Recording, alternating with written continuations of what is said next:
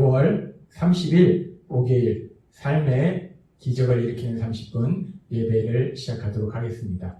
하나님께서 오늘 우리에게 주신 말씀은 요한일서 1장 8절에서 10절까지 말씀입니다. 이 말씀 제가 봉독하도록 하겠습니다.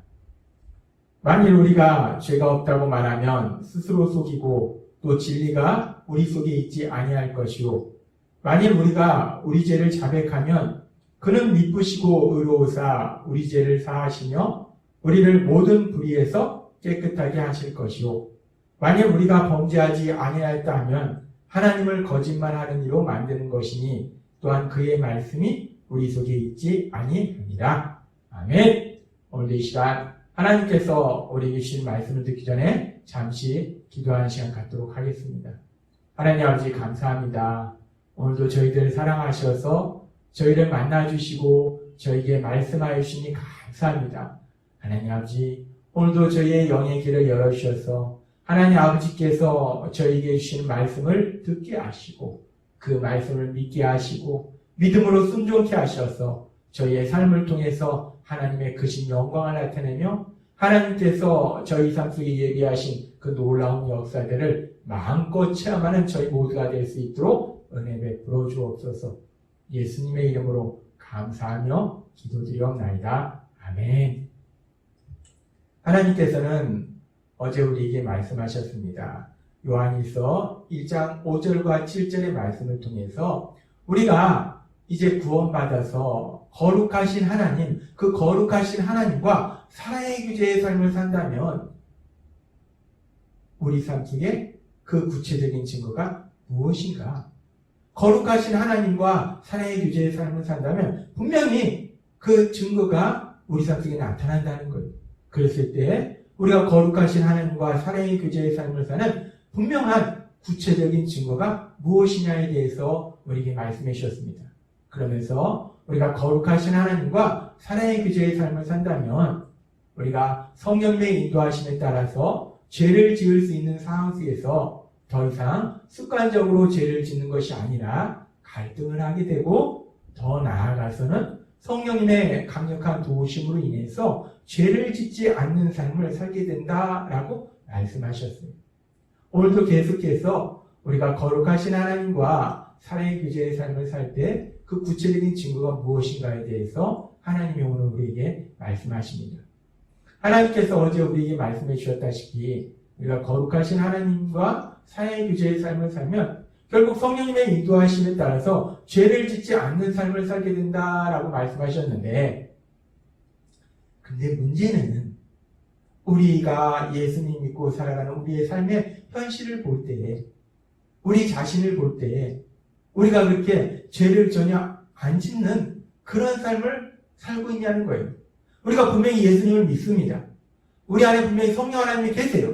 성령 하나님은 분명히 갈등을 일으키도록 만들어주십니다. 예전이라면 그냥 습관적으로 죄를 짓는데 이제 성령 하나님이 되셔서 이렇게 하고 싶은데 하나님이 이렇게 하라고 하셔.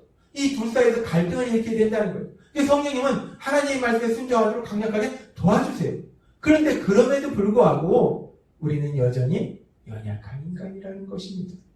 우리가 예수님을 믿음으로 구원받아서 새로운 피조물이 됐지만 하나님의 사랑받는 자녀가 되었지만 우리는 여전히 원죄를 지닌 죄를 지으려는 성향을 가지고 있는 연약한 존재라는 거예요. 그래서 우리는 자꾸만 내 생각대로 살려고 하는 죄를 지려고 하는 그런 모습이 우리 안에 있다는 겁니다. 우리는 그렇게 연약하다는 거예요. 그렇게 연약한 그런 모습이 단순히 우리의 모습뿐만이 아니라 대단한 믿음의 사람 바울, 그 바울 사도도 그렇게 연약한 모습이 있음을 성경을 통해서 고백하고 있습니다. 바울 사도는 로마서 7장 19절에서 이렇게 고백합니다.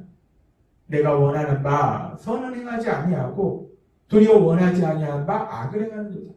바울 사도는 예수님을 사랑했습니다. 예수님을 믿었어요. 그래서 그 예수님이 주신 그 생명의 복음, 그 생명의 복음을 전하는 그 일을 하기 위해서는 생명조차도 조금 더 귀한 것을 여기지 아니하노라 라고 고백했던 그 바울 사도인데, 그래서 하나님의 말씀대로 살기를 간절히 원했던 바울 사도인데 어느 순간 자신의 모습을 보면 그렇게 하나님의 말씀대로 선을 행하는 삶을 살기 원하는 자신에게 악을 행하는 죄를 짓고 있는 자신의 모습을 보더라 라고 바울 사도가 고백하더라는 겁니다. 그 대단한 믿음의 사람 바울, 그 바울 사도도 이렇게 연약한 존재들이라는 거예요. 하나님의 말씀대로 순종하는 삶을 살기보다는 어느 순간 죄를 짓는 그런 연약한 삶을 살고 있는 것이 바울 사도들이라는 겁니다. 이 바울 사도의 이런 고백은 우리가 성경의 말씀을 통해서 실제적으로 바울 사도의 이런 연약한 모습, 죄를 짓는 모습에 대해서 우리는 볼 수 있어요. 이 바울 사도의 그런 연약한 모습을 우리가 어디서 볼 수 있는가? 사도행전 15장에 보면은 15장 35절에서 41절의 말씀에 보면은 바울 사도와 바나바 두 사람이 1차 선교여행을 갔다 온 이후에 또 2차 선교여행을 가려고 할 때에 누구를 함께 데려가느냐 하는 문제로 심하게 다투는 것을 우리는 성경을 통해서 볼 수 있습니다. 바나바는 마가를 1차 선교여행에 함께했던 마가를 2차 선교여행에도 데려가자라고 얘기하고 있고, 바울은 마가가 1차 선교여행에 함께 가긴 했지만 중간에 돌아갔다. 그런 중간에 돌아간 마가를 2차 선교여행에 함께 데려갈 수 없다라고 주장했어요. 그래서 이 마가를 데려가느냐 데려가지 않느냐는 그 문제를 가지고 이 바울과 바나바가 엄청 심하게 다툽니다. 그 이야기가 사도행전 15장 37절부터 이렇게 말씀합니다. 바나바는 마가라는 요한도 데리고 가고자 하나 바울은 밤빌리아에서 자기들을 떠나 함께 일하러 가지 아니한 자를 데리고 가는 것이 옳지 않다 하여 서로 심히 다투어 지금 이 믿음의 사람, 바울도 믿음의 사람이고 바나바도 믿음의 사람인데 이 두 사람이 그냥 단순히 이렇게 하는 게 좋겠네? 저렇게 하는 게 좋겠네? 의견이 좀 다른 정도가 아니라 성경을 보니까 심히 다투었대요. 이 다투는 정도가 어느 정도냐? 심히 다투어 피차 갈라서니 바나바는 마가를 데리고 배 타고 쿠브로로 가고 바울은 신라를 택한 후에 형제들에게 주의 은혜에 부탁함을 받고 떠나 수리아와 길리기아로 다니며 교회들을 경고하게 하니라 라고 말씀합니다. 바울, 바나바 둘 다 믿음의 사람입니다. 대단한 믿음의 사람이에요. 귀한 믿음의 사람이에요. 근데 그렇게 귀한 믿음의 사람이 하나님은 우리에게 서로 사랑하라 말씀하시고 사랑으로 하나 되라 말씀하셨는데 중요한 문제도 아닌데 복음과 이단에 대한 문제도 아닌데 마가를 선교행에 데려가느냐 데려가지 않느냐는 이 문제를 가지고 아주 심하게 다퉜다는 거예요. 어느 정도로 다퉜는가? 그래? 그럼 넌 너대로 가. 난 나대로 갈게. 이렇게 서로 따로따로 선교여행을 갈 정도로 그렇게 심하게 다퉜다는 거예요. 이것은 결코 아름다운 믿음의 모습이 아닙니다. 하나님이 기뻐하시는 모습이 아니에요. 이것은 선한 모습이 아니라 악한 모습이고 죄를 짓는 모습입니다. 우리가 사도행전의 말씀을 통해서 다시 한번 확인할 수 있는 것은 그렇게 대단한 믿음의 사람 바울도 믿음의 사람 바나바도 연약한 인간이더라는 거예요. 이렇게 하나님의 말씀에 순종하기보다는 하나님의 말씀과는 반대로 서로 다투는 죄를 짓는 그런 그렇게 연약한 모습을 우리는 볼 수 있습니다. 그러면서 이렇게 바울 사도와 바나바의 연약한 모습, 이 바울 사도와 바나바뿐만 아니라 우리 모든 믿음의 사람은 다 연약하다는 거예요. 죄를 짓는다는 겁니다. 우리가 예수님을 믿어도 우리는 죄를 짓는다는 거예요. 그래서 하나님은 오늘 요한일서 1장 8절과 10절의 말씀을 통해서 이렇게 말씀합니다. 만일 우리가 죄가 없다고 말하면 스스로 속이고 또 진리가 우리 속에 있지 아니할 것이요 만일 우리가 범죄하지 아니하였다 하면 하나님을 거짓말하는 이로 만드는 것이니 또한 그의 말씀이 우리 속에 있지 아니하니라 라고 말씀합니다. 하나님은 우리에게 말씀하십니다. 우리는 죄를 짓지 않았습니다. 저는 예수님 믿기 때문에 죄를 짓지 않습니다 라고 하면은 거짓말하는 거다 라고 말씀합니다. 이 말씀은 우리가 예수님을 믿음에도 불구하고 성령 하나님께서 우리 안에 거하셔서 우리를 인도하시고 도와주심에도 불구하고 우리가 연약하기 때문에 때로는 우리는 죄를 짓는다라는 말씀이에요. 그렇습니다. 우리는 연약해서 예수님을 믿음에도 불구하고, 그래서 성령 하나님이 우리 안에 거하심에도 불구하고, 우리를 강력히 도와주심에도 불구하고 때로는 죄를 짓는다는 것. 그러면 우리가 그렇게 연약해서 죄를 지을 수밖에 없는데, 그럼 우리가 어떻게 거룩한 삶을 살 수 있을까? 우리가 성령님이 우리를 도우심에도 불구하고 때로는 연약해서 죄를 지을 수밖에 없는데, 그럼에도 불구하고 우리가 거룩한 삶을 살 수 있는 그 놀라운 비밀에 대해서 하나님께서는 오늘 주신 요한일서 1장 9절의 말씀을 통해서 이렇게 말씀하십니다. 만일 우리가 우리의 죄를 자백하면 그는 미쁘시고 의로우사 우리 죄를 사하시며 우리를 모든 불에서 깨끗하게 하실 것이요 라고 말씀합니다. 그렇습니다.